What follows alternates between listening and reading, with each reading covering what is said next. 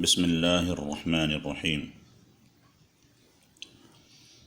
شرح قصیدہ بردہ شریف کا حلقہ نمبر 5 پیش خدمت ہے۔ نحمدہ ونصلی علی رسولہ الکریم، اما بعد۔ قصیدہ بردہ شریف کا آغاز امام بوصیری علیہ الرحمہ نے اس شعر سے کیا ہے: امن تذکر جیران بذی سلمی مزجت دمعا جرا من مقلة بدمی۔ ترجمہ: اے مخاطب، کیا تو نے مقام ذی سلم والے پڑوسیوں کی یاد میں روتے ہوئے آنکھوں سے جاری اشکوں کو خون کے ساتھ ملا دیا ہے؟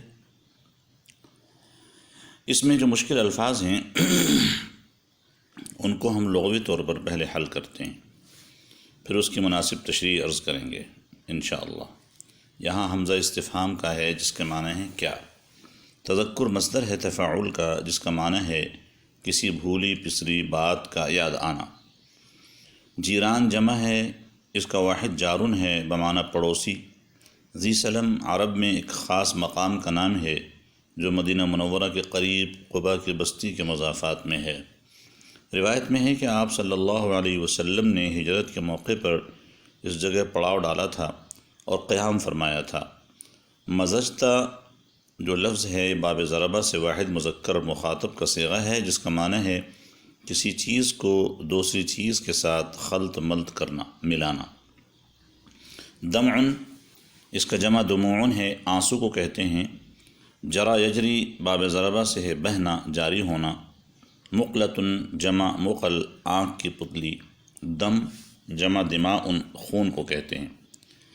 بعد حضرات کو یہ اشکال ہوا ہے کہ علامہ بوصیری رحمۃ اللہ علیہ نے مدح رسول میں یہ قصیدہ لکھتے ہوئے اس کا آغاز حمد و ثنا سے نہیں کیا ہے۔ اس کا جواب یہ ہے کہ عموماً شعراء عام طور پر جب کسی کی تعریف و مدح میں کوئی قصیدہ لکھتے ہیں تو شروع میں تشبیب کے اشعار لاتے ہیں، اور تشبیب کہتے ہیں محبوب کے اوصاف اور اپنے عشق و محبت کے حالات کا تذکرہ کرنا۔ چنانچہ علامہ بوصیری رحمۃ اللہ علیہ نے بھی یہی انداز اختیار کیا ہے، اور اس قسم کی تشبیب حضرت حسان بن ثابت رضی اللہ عنہ سے بھی ثابت ہے جو کہ شاعر رسول تھے۔ یہاں شعر میں جو پڑوسیوں کا تذکرہ ہے اس سے مراد حضرت نبی کریم صلی اللہ علیہ وسلم کی ذات ہے۔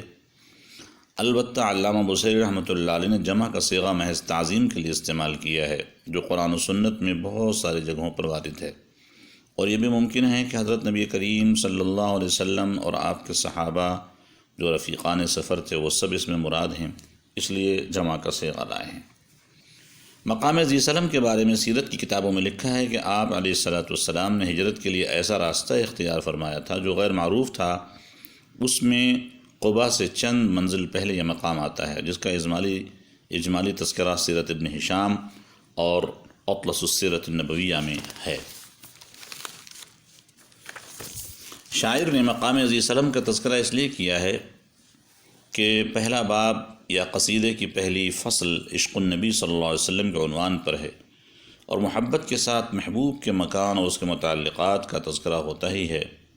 خلاصہ مفہوم یہ ہوا کہ شاعر اپنے ان محبوب پڑوسیوں کی یاد میں آنسو بہا رہا ہے جو مقام ذی سلم میں مقیم تھے، اور یہ مقام حرمین شریفین کے درمیان واقع ہے۔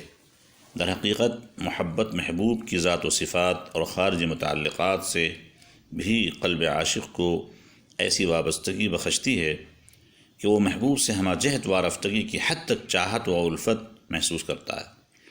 مجازی عشاق بھی بسا اوقات اپنی محبت کو مثالی بنا دیتے ہیں، تو یہاں تو محبوب کائنات اور کونین کے بے مثال حسین صلی اللہ علیہ وسلم کی قلبی و روحانی محبت اور اس کے عشق لافانی کی ایسی عظیم بنا کا تذکرہ ہے جو قلب و روح کی گہرائیوں میں اساس پا کر سدرۃ المنتہا کی بلندی سے کہیں زیادہ رفیع المرتبت ہے، جس کو شاعر محترم علامہ بوصیری رحمہ اللہ نے نہایت خوش اسلوبی سے اپنی روحانی دنیا میں تعمیر کیا ہے، اور صدیاں بیت گئی ہیں مگر اس بنائے عشق کی تابندگی تاہنوز قائم و دائم ہے۔ بعض صاحب نظر علماء کا کہنا ہے کہ اس پہلے شعر میں ایسے کلمات امام بوصیری نے شامل کیے ہیں جن میں سے امنتا کا لفظ بن جاتا ہے، اس سے حسن فعال یہ نکلا کہ اس قصیدے کا پڑھنے والا انشاءاللہ تمام آفات و بلیات سے محفوظ رہے گا۔ اللہ پاک ہم سب کو کامل عافیت میں رکھے اور اپنے حبیب صلی اللہ علیہ وسلم کی سچی محبت و اتباع نصیب فرمائے، اور اس قصیدہ بردہ شریف کی برکات سے مالا مال فرمائے، آمین ثم آمین۔ وصلی اللہ تعالی علی خیر خلقہ محمد وآلہ وصحبہ اجمعین۔ والسلام علیکم ورحمۃ اللہ وبرکاتہ۔